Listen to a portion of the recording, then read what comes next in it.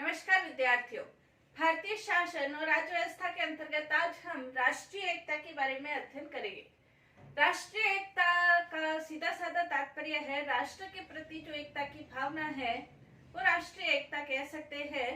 भारत के अंतर्गत राष्ट्रीय एकता बहुत जरूरी है क्योंकि भारत के अंतर्गत अनेक प्रकार की विभिन्नताओं वाला देश भारत रहा है।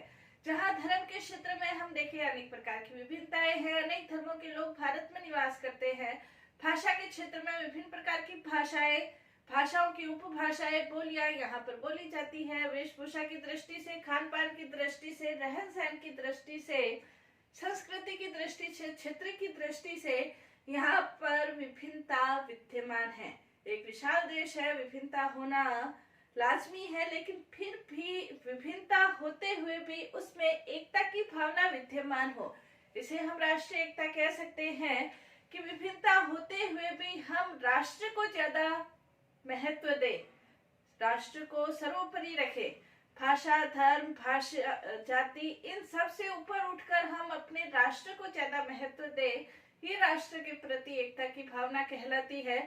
अगर हम राष्ट्र से ज्यादा अपनी भाषा, अपने धर्म, अपनी संस्कृति, क्षेत्र को ज्यादा महत्व दे तो राष्ट्रीय एकता खतरे में पड़ सकती है। राष्ट्र की एकता एक वैचारिक भावना हम कह सकते हैं, एक वैचारिक भावना है जिसके अंतर्गत हम अपने राष्ट्र के प्रति एक लगाव की भावना महसूस करते हैं और अपने राष्ट्र के लिए अपना सब कुछ बलिदान करने के लिए जब तैयार रहते हैं तो उसे राष्ट्रीय एकता कहा जा सकता है। इसके संदर्भ में जैसे डॉक्टर एस राधाकृष्णन ने ये कहा है, राष्ट्रीय एकता ईंट एवं गारे से बनने वाला घर नहीं है, यह एक औद्योगिक योजना भी नहीं है। औद्योगिक योजना भी नहीं है जिन्हें कि विशेषज्ञों के द्वारा बनाया गया हो, ऐसी योजना भी नहीं है। इसके विपरीत एकता एक विचार है, एक विचार है जो लोगों के मस्तिष्क में जाना चाहिए। ऐसा विचार जो लोगों के मस्तिष्क में जाना चाहिए, जो लोगों के लिए एक चेतना है और जो विस्तृत रूप से, ऐसी चेतना है जो विस्तृत रूप से लोगों में जगनी चाहिए। क्या जगनी चाहिए कि हमें अपने राष्ट्र को सर्वोपरि रखना है, विभिन्नता है, उस विभिन्नता के साथ हमें एकता की भावना स्थापित करनी है। भारत के अंतर्गत अनेकता में एकता, विविधता में एकता सदियों से चली आ रही है, लेकिन कई बार ऐसे जो तत्व हैं जो राष्ट्रीय एकता के ऊपर आघात पहुंचाते हैं। हालांकि ब्रिटिश शासन के अंतर्गत अनेक बार ऐसी नीतियां बनाई गई जिससे राष्ट्रीय एकता खतरे में पड़ती हो और इस तरह के बीज बोए गए जिससे राष्ट्रीय एकता को आघात पहुंचता है। लेकिन भारत के स्वतंत्र होने के बाद भी यदि इस तरह के तत्व अपना सिर उठाते रहते हैं तो राष्ट्रीय एकता पर गंभीर आघात पहुंचता है। भारत के राष्ट्रीय एकता के ऊपर कौन कौन से अवरोध है, क्या उसके ऊपर आघात पहुंचता है या राष्ट्रीय एकता को क्या खतरों का सामना करना पड़ता है, किन कठिनाइयों का सामना करना पड़ता है, उसके बारे में आज हम अध्ययन करेंगे। तो राष्ट्रीय एकता के अंतर्गत सबसे पहला जो अवरोध उत्पन्न होता है वो पहला अपन अध्ययन करेंगे क्षेत्रीयवाद का।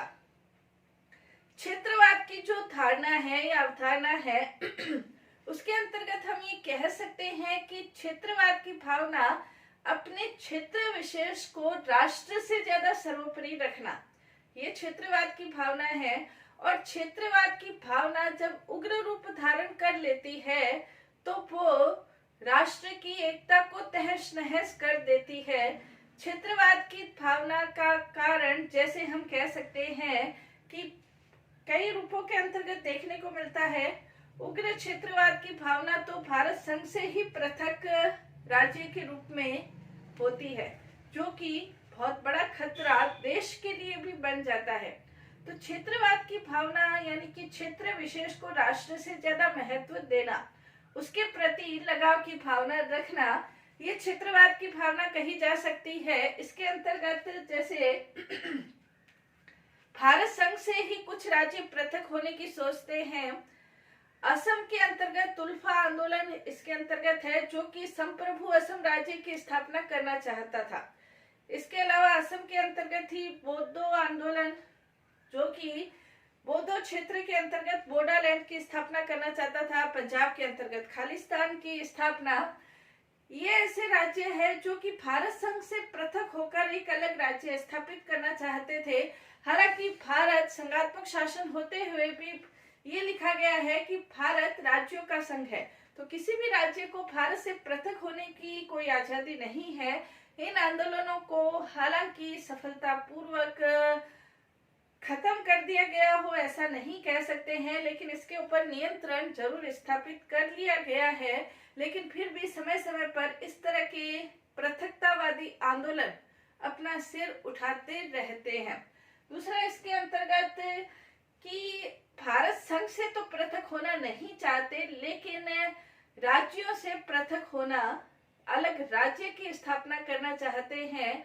और भारत के अंतर्गत देखिए वर्तमान समय 28 राज्य हैं और इसके अंतर्गत समय समय पर अनेक प्रकार के राज्य भारत संघ के अंतर्गत रहते हुए ही अनेक प्रकार के राज्य बने हैं।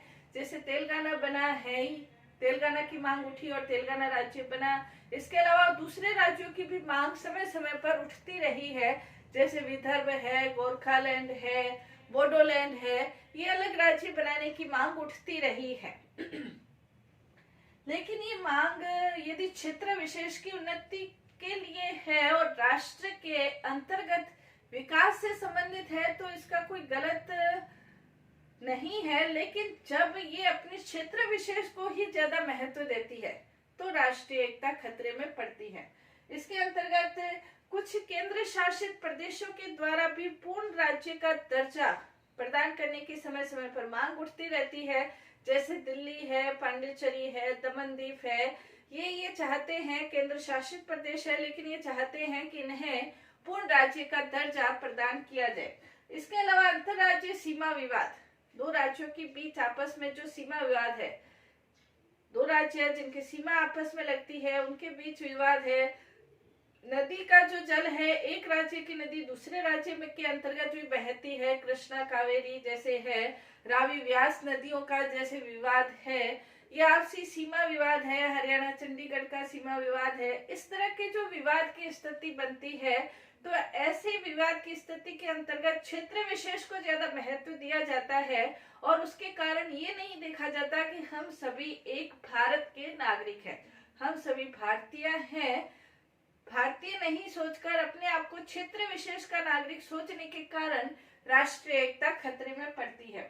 इसके अलावा क्षेत्रीय उद्देश्यों के लिए अनेक प्रकार के संगठनों का गठन होता है, संगठन बनते हैं क्षेत्र विशेष के लिए और उस संगठन के आधार पर वो अपने क्षेत्र विशेष का ही उन्नति चाहते हैं, क्षेत्र विशेष को ही वो आगे बढ़ाने की कोशिश। तमिल सेना, लक्षित सेना, शिवसेना, भूमि सेना, इस तरह के संगठन बनकर वो अपनी क्षेत्र विशेष की उन्नति के लिए ही ज्यादा जोर देते हैं, जिससे भी राष्ट्रीय एकता खतरे में पड़ती है। इसके अलावा समय समय पर अनेक राज्यों के अंतर्गत भूमिपुत्र की अवधारणा विद्यमान रहती है। भूमिपुत्र की अवधारणा का तात्पर्य उस भूमि से संबंधित लोग या वहां उत्पन्न लोग ही सरकारी नौकरियों में, बिजनेस में, व्यापार में ही अपना योगदान दे। दूसरे राज्यों का यहाँ पर मतलब भारत क्षेत्र के अंतर्गत ही दूसरे राज्य के लोगों को नौकरियां नहीं मिले, व्यापार के क्षेत्र में उनको सुविधाएं नहीं मिले, वो अपना काम काज नहीं कर सके उन क्षेत्र विशेष के अंतर्गत। इस प्रकार की जो अवधारणाएं हैं वो सीधे सीधे राष्ट्रीय एकता के ऊपर आघात पहुंचाती है। भारत क्षेत्र के अंतर्गत रहने वाले सभी नागरिकों को ये अधिकार है कि भारत के अंतर्गत वो कहीं भी अपनी आजीविका प्राप्त कर सकते हैं, घूम फिर सकते हैं, व्यापार वाणिज्य कर सकते हैं, लेकिन अधिकारों के ऊपर भी कुठाराघात, इस प्रकार की अवधारणाएं, भूमिपुत्र की अवधारणाएं कुठाराघात करती है। इसके अलावा समय समय पर राज्यों की स्वायत्ता की मांग उठती रहती है। राज्यों की स्वायत्ता का तात्पर्य यह है कि इसके अंतर्गत समय समय पर, जैसे पश्चिम बंगाल के अंतर्गत मार्क्सवादी सरकार है या द्रविड़ मुनेत्र कड़गम है, अन्ना द्रमुक है, ये जो दल है ये केंद्र सरकार के ऊपर लगातार आरोप लगाते हैं और उसके ऊपर दबाव लगाते हैं कि राज्यों को ज्यादा से ज्यादा स्वायत्ता प्रदान की जाए, क्योंकि भारत के अंतर्गत संघात्मक शासन है। संघात्मक शासन होते हुए भी संघ को, केंद्र को सर्वोपरि रखा गया है। लेकिन कुछ ऐसे दल हैं जो राज्यों की स्वायत्तता की मांग करते रहते हैं। इससे भी राष्ट्रीय एकता खतरे में पड़ती है। तो क्षेत्रीयवाद की ये विभिन्न रूपों के अंतर्गत जो राष्ट्रीय एकता खतरे में पड़ती है, इसके अलावा भी भारत के अंतर्गत राष्ट्रीय एकता को खतरे में डालने वाले और भी अन्य तत्व है जिसके भी हम अध्ययन करेंगे। क्षेत्रवाद के अलावा सांप्रदायिकता की जो भावना है, सांप्रदायिकता की भावना है, वो भी राष्ट्रीय एकता के ऊपर कुठाराघात करती है। भारत के अंतर्गत हालांकि ये कह सकते हैं हम कि मजहब नहीं सिखाता आपस में बैर रखना, लेकिन फिर भी मजहब के नाम पर, धर्म के नाम पर कई बार दंगे होते हैं। धर्म को राष्ट्र से ज्यादा महत्व दिया जाता है और धर्म खतरे में है, इस तरह की अवधारणाएं जनता के अंतर्गत व्याप्त करके राजनीतिक लाभ प्राप्त करने की कोशिश की जाती है। अपने महत्वाकांक्षाओं की पूर्ति के लिए लोगों की बलि दे दी जाती है। इस प्रकार की भावनाएं, सांप्रदायिकता की भावनाएं राष्ट्रीय एकता के ऊपर कुठाराघात करती है। सांप्रदायिकता के आधार पर हम कह सकते हैं किन रूपों में ये राष्ट्रीय एकता के ऊपर कुठाराघात करती है।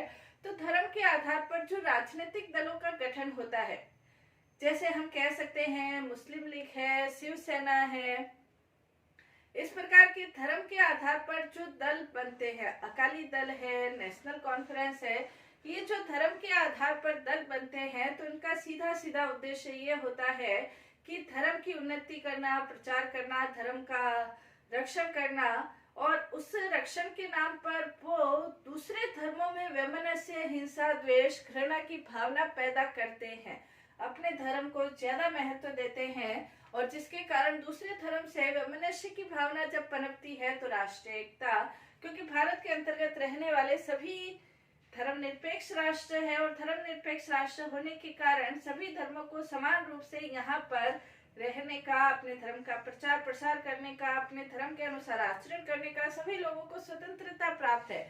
लेकिन फिर भी यदि धर्म के आधार पर इस तरह के आचरण होते हैं तो सांप्रदायिकता की भावना पनपती है, तो राष्ट्रीय एकता खतरे में पड़ती है। इसके अलावा धर्म के आधार पर कई बार प्रभावशाली समूह बन जाते हैं, जैसे जमायते इस्लामी है, एंग्लो इंडियन क्रिश्चियन संघ है, आरएसएस है। इस तरह के जो प्रभावशाली समूह हैं, इन समूह की अपनी खुद की महत्वाकांक्षा होती है, लेकिन अपनी महत्वाकांक्षाओं को पूरा करने के लिए लोगों को बहकाना और लोगों को बहकाकर दूसरे धर्म के प्रति, संप्रदाय के प्रति घृणा, द्वेष की भावना पैदा करना और इस तरह की व्यवहार करना, जिसके कारण से राष्ट्रीय एकता खतरे में पड़ती है। अगर सभी लोग एक विस्तृत दृष्टिकोण अपना कर चले कि भारत है और भारत धर्मनिरपेक्ष राष्ट्र है, भारत के अंतर्गत रहने वाले सभी लोगों को यहाँ पर अपने धर्म को मानने, आचरण करने की स्वतंत्रता है, प्रचार करने की स्वतंत्रता है, तो दूसरे धर्मों को आपको द्वेष करना, वैमनस्य करना, घृणा करने का कोई भी कारण उत्पन्न नहीं होना चाहिए। सभी धर्म हमेशा नैतिक मूल्यों के अनुसार ही है। धर्म हमेशा भाईचारा ही सिखाता है, मजहब नहीं सिखाता आपस में बैर रखना नहीं सिखाता है। शांति, प्रेम, सहयोग के आधार पर आप अपना कार्य कर सको, ये सभी धर्मों के अंतर्गत है। नैतिक मूल्य सभी धर्मों में है। शांति, अहिंसा, सत्यता का पाठ सभी धर्म सिखाते हैं। लेकिन संप्रदाय के आधार पर जब अपने धर्म को, संप्रदाय को ज्यादा महत्व देकर दूसरे धर्मों के प्रति घृणा के बीज बोए जाते हैं तो राष्ट्रीय एकता स्वाभाविक रूप से खतरे में पड़ती है और दूसरे धर्मों के लोगों के प्रति जो एक नफरत की, घृणा की भावना है, तो उसमें एकता कहाँ छिन-भिन्न हो जाती है पता भी नहीं चलता है। इसके अंतर्गत सांप्रदायिक दंगे भड़कते हैं। कई बार संप्रदाय की भावना इतना उग्र रूप ले लेती है कि दंगे भड़कते हैं। हिंदू मुस्लिम दंगे, हिंदू सिख दंगे, हिंदू ईसाई दंगे कई बार हम अखबारों में पढ़ते हैं। अलीगढ़ है, लखनऊ है, हैदराबाद है, मुरादाबाद है, इसके अंतर्गत देखने को मिलते हैं हिंदू मुस्लिम दंगे, अन्य सिख दंगे, ईसाइयों से संबंधित दंगे। इस तरह की जो भावनाएं हैं, अभी जैसे वर्तमान समय पालघर के अंतर्गत दो जो साधु थे उनकी निर्मम हत्या कर दी गई थी, इस तरह की भावनाएं क्या भारत जैसे विभिन्नता में एकता वाले देश में, राष्ट्रीय एकता वाले देश में, क्या ये भावनाएं उचित कही जा सकती है? क्या हमारा राष्ट्र जो एक विशाल राष्ट्र है, भारत की जो भावनाएं, वसुधैव कुटुंब की जो भावनाएं रही है, एक सोचने की बात है, क्या इस तरह की भावनाएं वसुधैव कुटुंब के अनुरूप है? तो भारत के अंतर्गत सांप्रदायिकता धार्मिक आकार के आधार पर भी, धार्मिकता के आधार पर भी मतभेद की जो भावनाएं हैं, कई बार धर्म के आधार पर ऐसे नारे लगाए जाते हैं जो कि राष्ट्रीय एकता पर कुठाराघात करते हैं, जो सही नहीं कहा जा सकता है। तो सांप्रदायिकता एक बहुत बड़ा कारण है, राष्ट्रीय एकता को स्थापित करने में एक बहुत बड़ा अवरोध स्थापित करती है। यदि राष्ट्रीय एकता स्थापित करनी है तो सांप्रदायिकता की भावना को छोड़ना पड़ेगा। राष्ट्रीय एकता के अंतर्गत कौन कौन से अवरोध है उसके बारे में हम अध्ययन करेंगे नेक्स्ट क्लास में। धन्यवाद।